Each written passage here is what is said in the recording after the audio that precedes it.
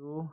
Good morning, Dubai. How are you doing? Welcome back to the Lovin Daily, where I take you all through all the top trending stories that everyone in Dubai is talking about.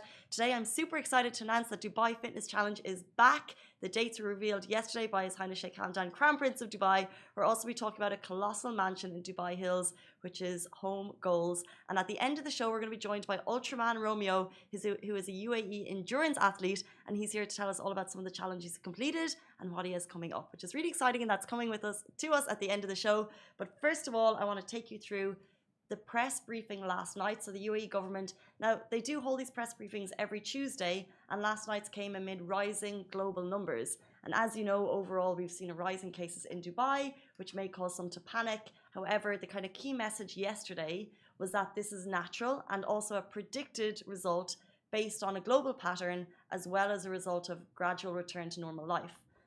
So overall, the message from the briefing last night seems to be precautionary.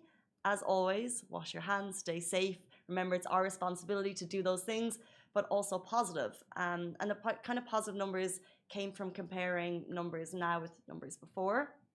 So one of the things they did, which was quite interesting, is that they compared this week's and last week's numbers, saying the total number of recoveries increased to about 10,000 cases, with a total of 22 deaths, making the mortality rate 0.4%, which is actually one of the lowest in the world. We've mentioned that before, which is something to take a small ray of positivity from if you can.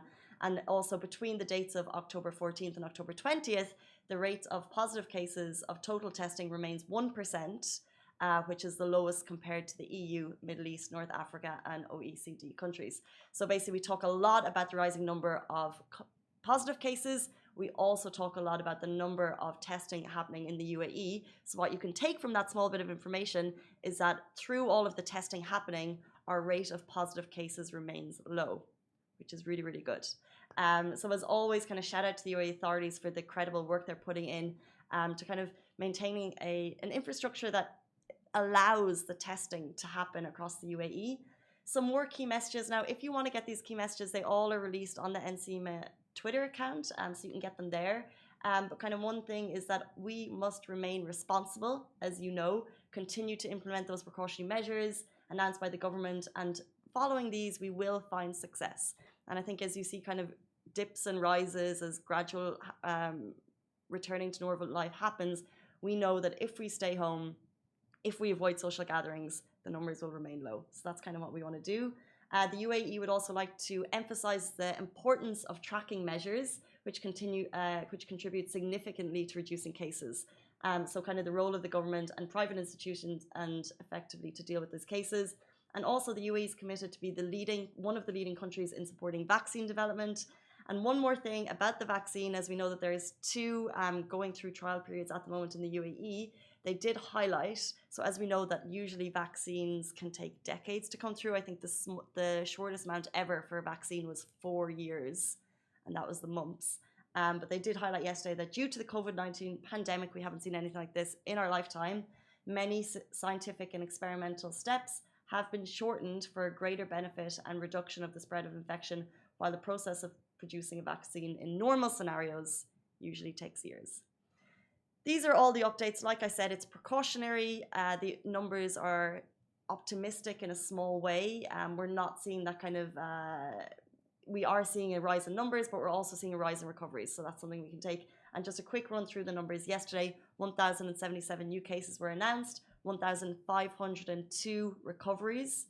The total number of deaths now stands at 470, and the total number of recoveries stands at 117,594.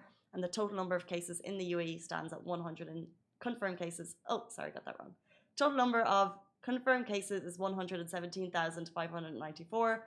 Total number of recoveries now stands at 110,313. And if we have that wrong on the bar below Facebook, that is my fault. I put it in this morning. Really sorry about that. So there is a mix up in the confirmed cases and the recoveries. Anyway, we'll move on. Guys, yesterday, I'm so excited to announce it was confirmed. Fazza challenges you to take part in Dubai Fitness Challenge 2020, and we need this year. We need it this year more than ever, I think. Announced on Twitter yesterday by Dubai's biggest fitness inspiration, His Highness Sheikh Hamdan bin Mohammed bin Rashid Al Maktoum, Crown Prince of Dubai. Dubai Fitness Challenge is back.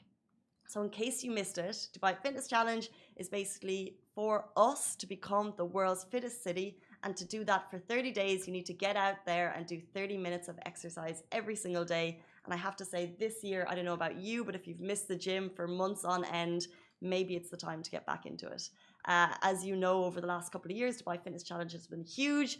It's kind of really kind of brought the city together for fitness. They have fitness villages all across the city. I've never heard of a city rolling out something as incredible as this. Fitness challenges, free fitness classes, fitness influencers kind of rallying the nation to get involved. Alibaba, will you be taking part? Maybe. Yeah, maybe. If I have the motivation to join. Have you ever tried before? Um, Back home they do a sports day kind of event, so similar to this event, I think. Um, so maybe I might take part. Maybe I might take part. Maybe we'll talk about inspiration. We'll have Ultraman Romeo, who's an endurance athlete in the UAE. We're going to be interviewing him in a little bit, in a couple of minutes.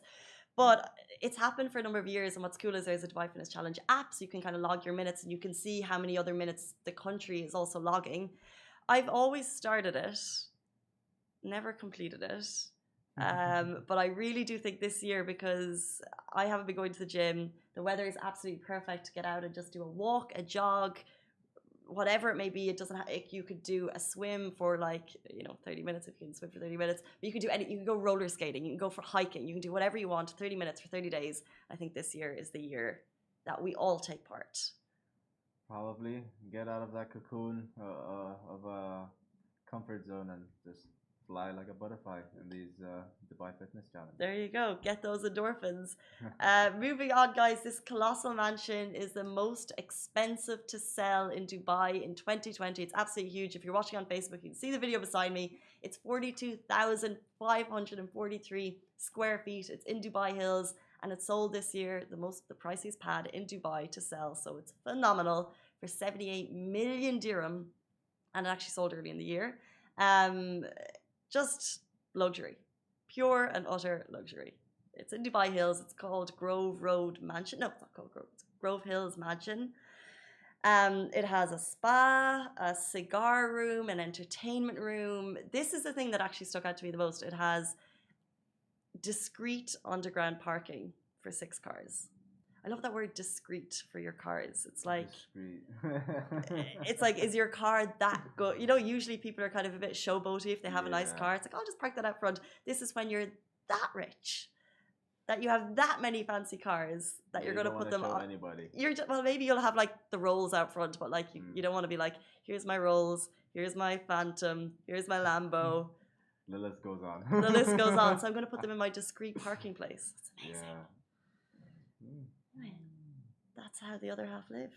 One day. One day. One day. Anyway, it's a family home, and I love in the photos. And if you go into Lovin Dubai, you can see it. If you check it out on our app, the article is right there. In the photos, it was sold, by the way, by Lux Habitat Sotheby's. You can see just in the garden, they've got like just cute kids' toys. So obviously it was a family home, and I just looks kind of cute. It's like, how, imagine being that child. Because they had a little kid's house. The kid was probably, and then the kid probably had no idea that this was like the most expensive. They were playing in their little house. Anyway, guys, we're going to take a short ad break, and then afterwards we're going to be live with UAE's Ultraman Romeo, who's going to talk about the challenge he's completed, what a missionary athlete actually is, and what he's planning for the rest of the year. Stay with us. We'll be back very, very shortly.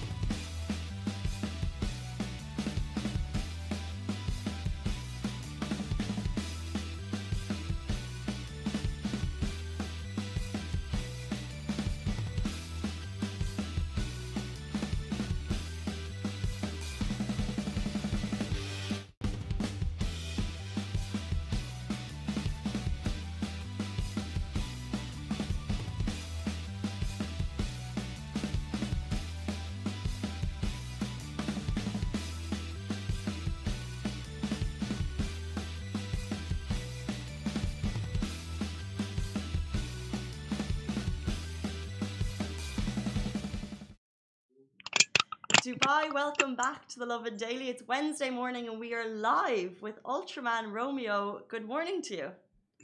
Good morning to you and to everyone who's listening right now or watching rather. Exactly. Where are we zooming you from? I'm actually from the Philippines and I'm living here in LA. Okay.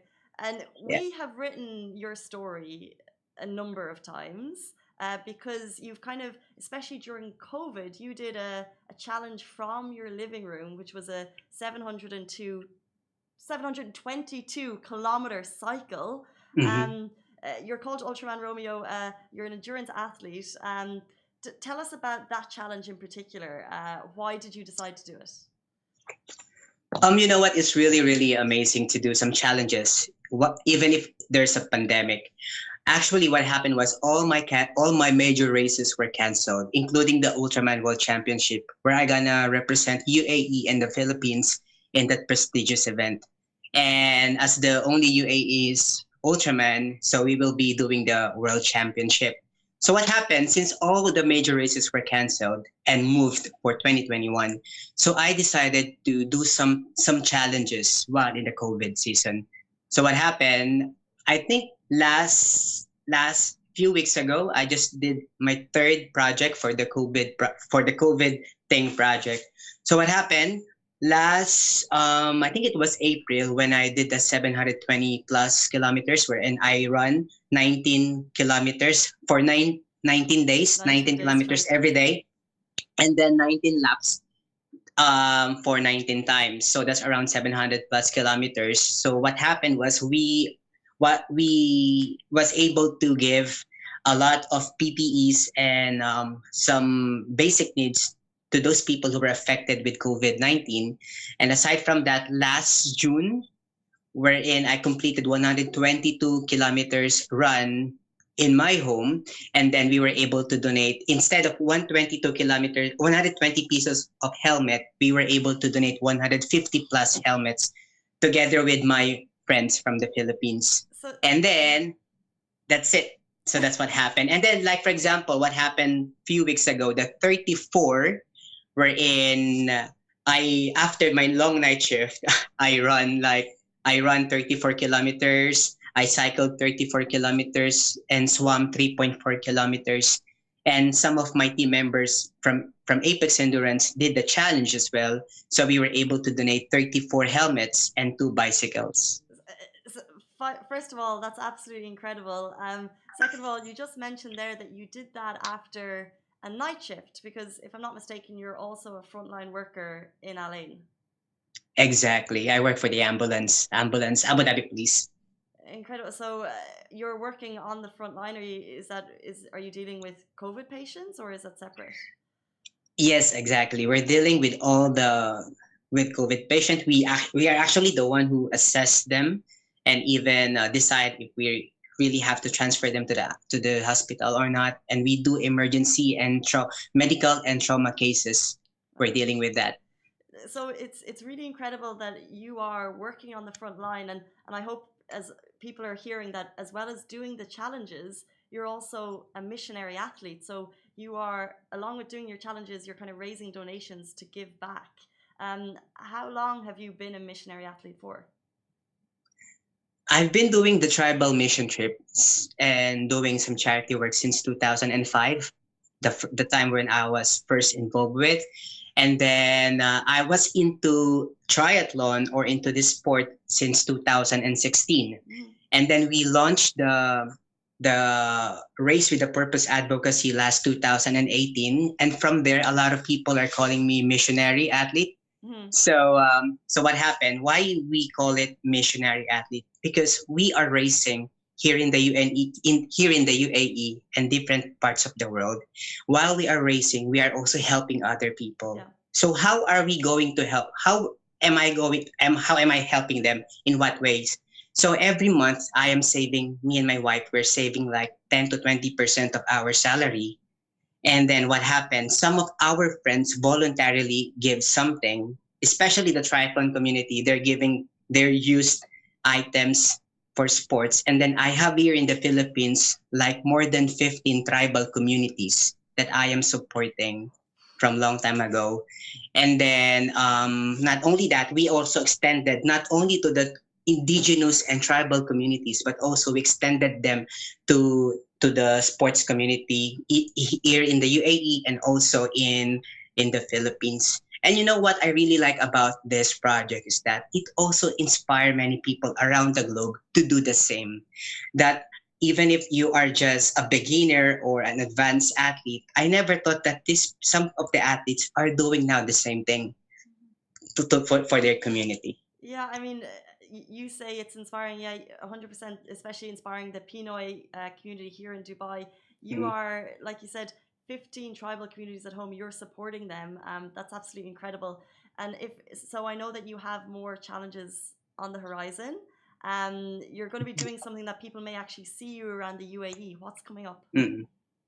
This coming November, since my Ultraman World Championship was canceled, so what me and my team decided is we are going to do an Ultraman distance. So that is 10 kilometers swim, 423 kilometers bicycle, and then 84.4 kilometers run. And then we are going to choose a foundation or a charity organization here in the UAE who gonna be benefited from it, and then also some of my tribal communities in the Philippines. And we are going to donate 320 pieces of helmet. And aside from that, this coming December, we will gonna do we call it a seven Emirates cycling. So from Al Ain, we're gonna go to Fujairah to Ras Al Khaimah, Ras Al Khaimah to Al Quwain, Sharjah, Dubai, and Abu Dhabi, and going back here in Al Ain. So it's around 720 plus cycling. Mm-hmm. And that is to honor UAE National Day, to honor this country for giving us such blessings like this. And also we will be choosing some charity community here in the UAE. At the same time, we will give a wonderful Christmas for our tribal communities in the Philippines. But you know what? Despite of the pandemic thing, we wanted to give them hope. Yeah. We wanted to give them something that will make them happy, and that's it. That's what we're gonna do for this coming upcoming months, and then for 2021, that's where the race will start. That's so incredible. The way you explain it, you describe it in such kind of there's like a light in, behind your eyes, and you sound happy as you explain it. But it's also these incredible fitness challenges, and I hope that Dubai and the rest of the UAE will be able to kind of see you as you cycling around the UAE for National Day. Such an incredible cause. If people want to get in touch with you, if people want to support you, if people want to learn more about you, how do they find you? First of all, I just wanted also to introduce you guys the Apex Endurance here in Al Ain. We are the largest and biggest endurance sport community here in Al Ain. We are giving people free lessons. We are giving them to get involved with fitness or stuff like that to prepare them as well to the Dubai's Fitness Challenge. And also, all you have to do is just check my Instagram or You have Facebook the at handle on here. Ultraman. Yep, at Ultraman Romeo, and you can even check the Apex Endurance. And anything that could help the community, just let me know. We are here. Even myself is here to help you guys. Promise, we give our 100% commitment and dedication to help the UAE's community. All right, that's absolutely fantastic. Thank you so much for sharing your story. We really appreciate it. What you're doing is incredible. Thank you. Thank you. Okay, guys, that is it for the Lovin Show, joined by Ultraman Romeo. We are back tomorrow morning, same time, same place. See you then. Bye. Thank you. Thank you. You're